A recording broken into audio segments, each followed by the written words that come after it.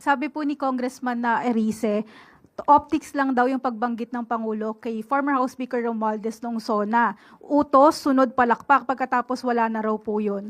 Ang sabi pa niya, the President cannot afford to jail former Speaker Romualdez kasi hindi daw po mangyayari yung insertions for 3 years without the cooperation of the whole government.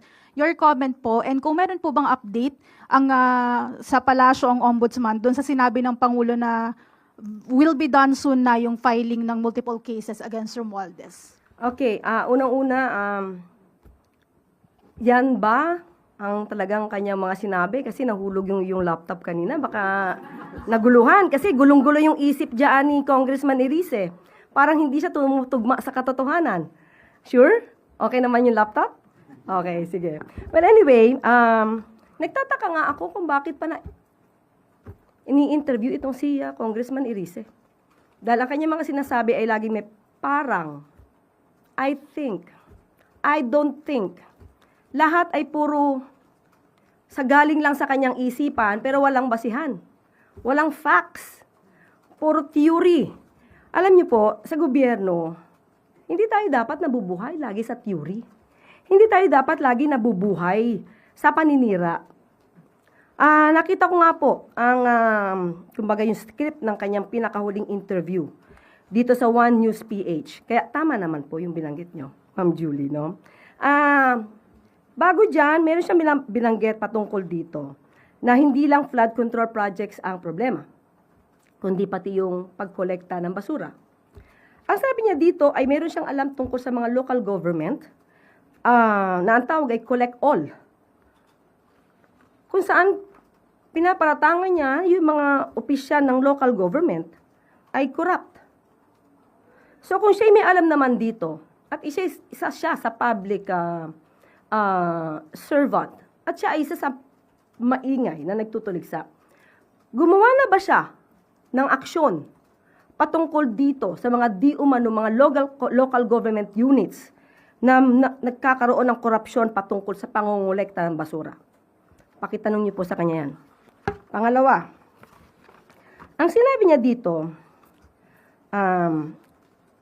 again, sabi niya, kasi I don't think that the President can afford to jail former Speaker Martin Romualdez.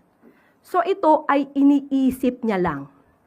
Nakausap niya ba yung Pangulo ng diretso para malaman niya kung anong damdamin ng Pangulo patungkol dito sa mga tao na nasasangkot sa flood control mess? Kasi kung hindi niya nakausap ang Pangulo at hindi niya alam ang damdamin ng Pangulo, huwag siyang magsalita.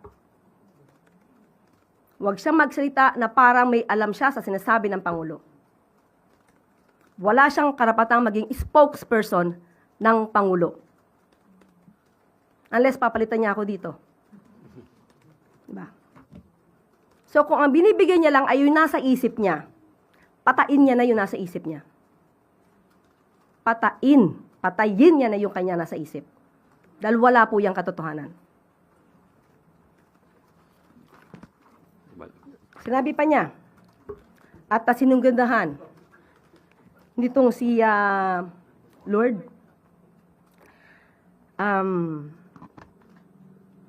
una sinabi ni Congressman Erice, sinabi daw ni Speaker, if I'm going down, I'm not going down alone. Tapos, sinunggandahan nga ni host, I don't think that the President can afford to jail former Speaker Romualdez. At muling sumagot itong si Congressman Erice, dahil laglagan na yan. Si Congressman Erice ang isa sa pinakagusto kong makausap, kaharap kayo. At tatanungin ko siya ng diretsyo, saan ang gagaling ang lahat ng sinasabi mo? Bigyan niya ako ng ebidensya, dahil puro ganito na intriga, mahirap sumagot ng puro intriga. Hindi tayo dapat, tayo mga taga-media, hindi tayo dapat nabubuhay sa intriga lang. Intriga at pamidya.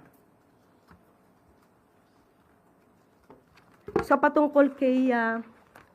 Baka po may update lang ng ombudsman doon sa sinabing ng Pangulo na the filing of multiple cases against Romualdez will be done soon.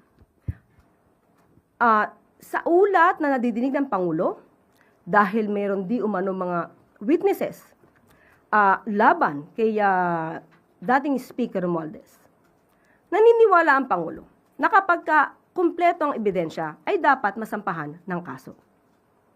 Sino-sino ang unang tumutuligsa at nagsasabing meron silang alam at mastermind di umano ang Speaker?